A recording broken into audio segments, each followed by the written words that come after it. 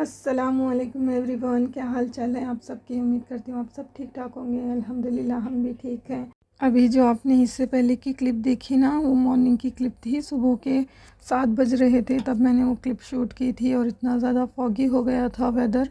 आज मैं आपके साथ ग्रोसरी शॉपिंग का व्लॉग शेयर कर रही हूँ, साथ में रूटीन भी आपको देखने के लिए मिलेगी। तो सबसे पहले यहाँ पर मैं बना रही थी लिस्ट जो ग्रोसरी की होती है, मंथली हम मंगाते हैं। कभी कभार ऐसा होता है कि 2 महीने भी हो जाते हैं, क्योंकि 3 से 4 लोग हैं, इतना ज़्यादा ग्रोसरी लगती नहीं है। लेकिन अगर कोई ज़रूरत बीच में आन पड़ती है तो उन चीज़ों को मैं लिख कर रख देती हूँ। टू डू लिस्ट बना लेने से ना बहुत ज़्यादा आसानी हो जाती है, ज़्यादा सोचना नहीं पड़ता कि घर में क्या मौजूद है क्या नहीं है। ये जितनी भी ग्रोसरी जो मैंने मंगाई थी ना, ये ना हमारे यहाँ के एक किराने वाले भाई हैं। और उनको अगर मैं लिस्ट भेज दूँगी तो सारा चीज़ें ना वो लेकर कर दे कर जाएंगे घर पर। यहाँ पर मैं वेजिटेबल की भी लिस्ट बना रही थी, क्योंकि हस्बैंड जो है दुकान से आते वक्त ना जितनी भी मुझे वेजिटेबल्स वगैरह चाहिए होती हैं वो सारी वो लेकर आते हैं, तो इसीलिए उसकी भी मैंने यहाँ पर लिस्ट बनाई थी। रमज़ान में जितनी भी ज़कात फ़ितरा जो भी आप निकालते हैं ना, गरीबों को मुझे लगता है कि पहले रोज़े को ही दे देना चाहिए, क्योंकि उनके घर में क्या है क्या नहीं है हमें बिल्कुल भी पता नहीं होता है। हम लोगों को अल्लाह ताला ने इतना भी नवाजा है, उसमें हम लोग शुक्र अदा करते हैं, लेकिन उन लोगों को रमज़ान का बेसब्री से इंतज़ार होता है, क्योंकि ज़कात और फ़ितरा बहुत से लोग देते हैं लेकिन रमज़ान के एंडिंग में देते हैं। ऐसा ना किया करें, पहले ही आप उनको उनकी ज़कात पहुंचा दिया करें। ये जो क्लिप है ना दोपहर की है। दोपहर में हम लोग चले गए थे मॉल पे, क्योंकि थोड़ी सी चीज़ें मुझे चाहिए थी, मॉल से ही वो मिल सकती थी। यहाँ पर इतनी सारी डेकोर आइटम्स वगैरह रखे गए थे ना रमज़ान प्रिपरेशन के हवाले से, बहुत अच्छी अच्छी चीज़ें थी।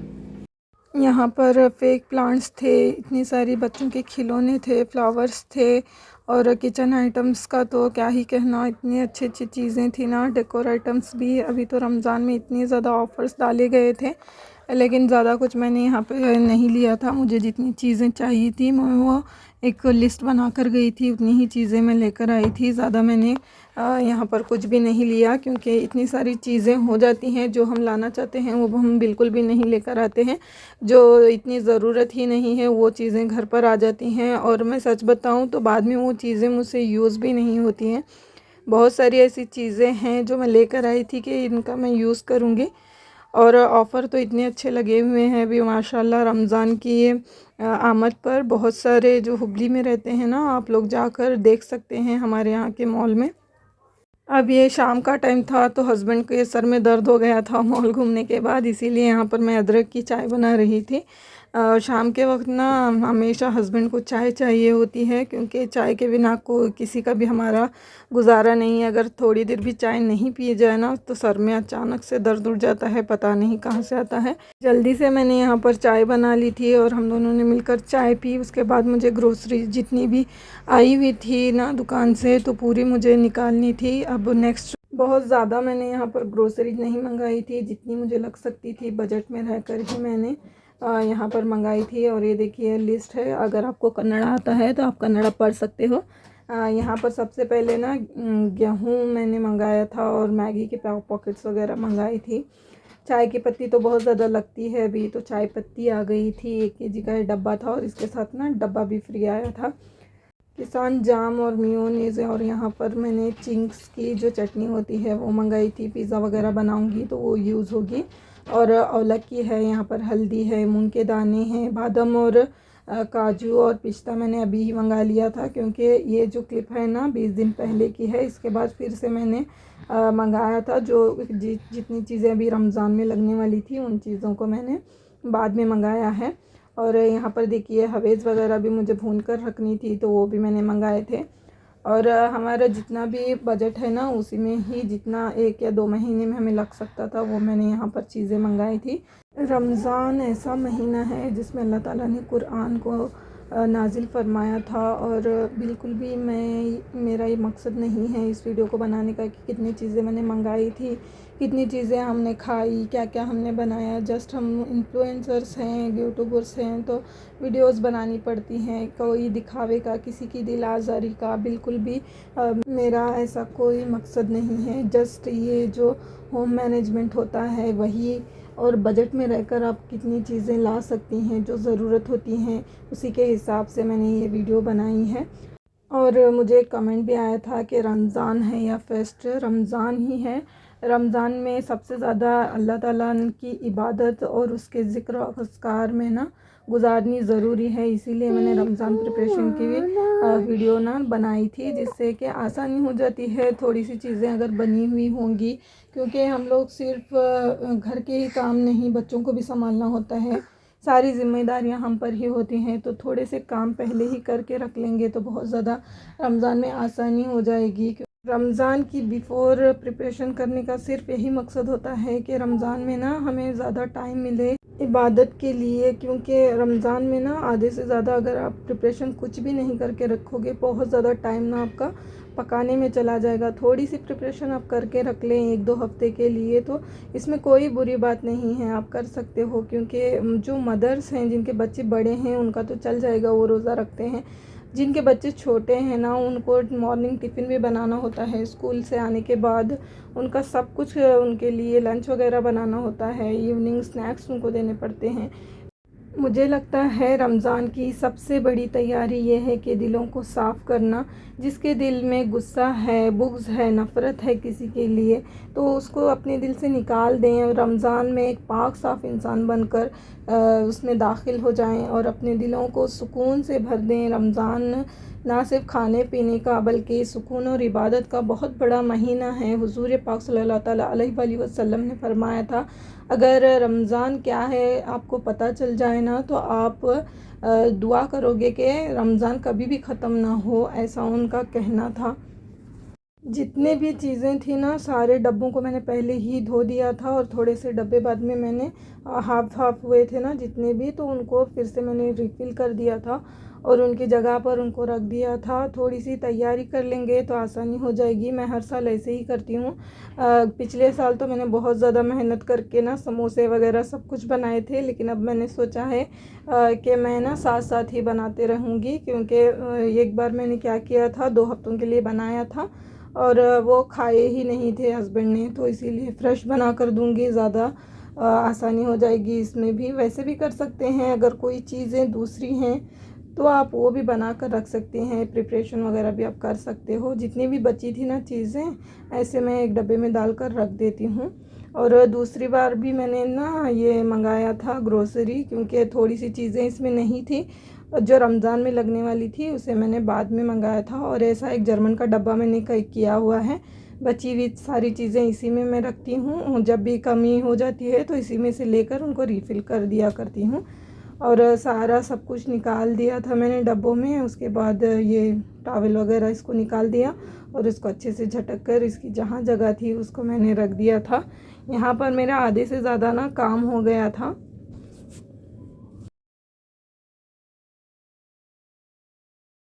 यहाँ पर देखिए राशन जो है, मैंने कहा था ना आपसे कि 20 दिन के बाद मैंने फिर से मंगाया था, तो जो किराने वाले भाई हैं वो लेकर कर दे कर गए थे।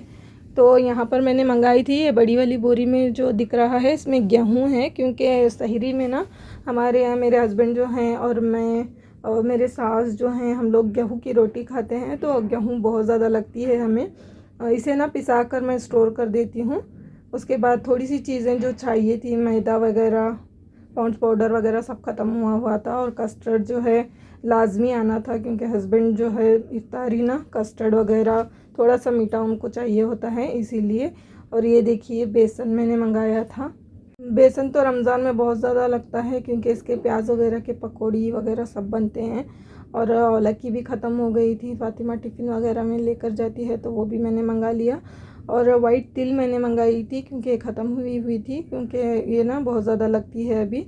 और इसके बाद देखिए यहाँ पर शक्कर थी, 10 किलो शक्कर मैंने मंगाई थी। मेयोनीज़, सॉस वगैरह जो भी जितनी भी चीज़ें इफ्तार में लगती हैं। और यहाँ बेकर्स का मैंने ना पुडिंग मंगाया था। मुझे ना कैरेमल पुडिंग चाहिए थी, वो बहुत ज़्यादा अच्छी बनती है, तो मैंने सोचा था कि वो मंगाऊंगी। लेकिन किराने वाले भैया ने 4 पैकेट्स बेकर्स के प्री मिक्स के ये वाले देकर भेज देते, लेकिन देखना पड़ेगा क्योंकि इसे मैंने कभी बनाया नहीं है। और फूड कलर मंगाया था, मेंथो प्लस वगैरह जो भी बेसिक सी चीज़ें हैं वो मंगाई थी। कोई भी वीडियो में ये ना समझे कि एक बार में मैंने ये सारी चीज़ें मंगाई हैं। इससे पहले का जो वीडियो आपने देखा था वो मैंने एक 15-20 दिन पहले ना मंगाई थी वो चीज़ें। और ये जो चीज़ें हैं अभी मैंने रमज़ान के लिए मंगाई हैं। मिल्क मेड वगैरह ज़रूरत थी मुझे, तो सारी चीज़ें यहाँ पर मंगा ली थी। माशाल्लाह, अल्लाह का जितना भी शुक्र अदा किया जाए कम है। अब इस सारी ग्रोसरी को भी ना मुझे लगाना था इसके जगह पे, सब कुछ मैंने कर लिया था। और यहाँ देखिए रूह अफ़ज़ा की 2 बॉटल्स मंगाई थी मैंने, क्योंकि शरबत और थोड़ी सी भजिया वगैरह ही हस्बैंड लेकर जाते हैं।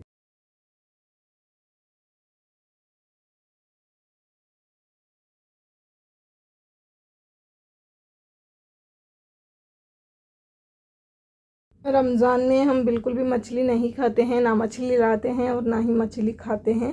तो हस्बैंड रात में लेकर आए थे मछली, तो मैं मॉर्निंग में यहाँ पर बना रही थी इसका सालन।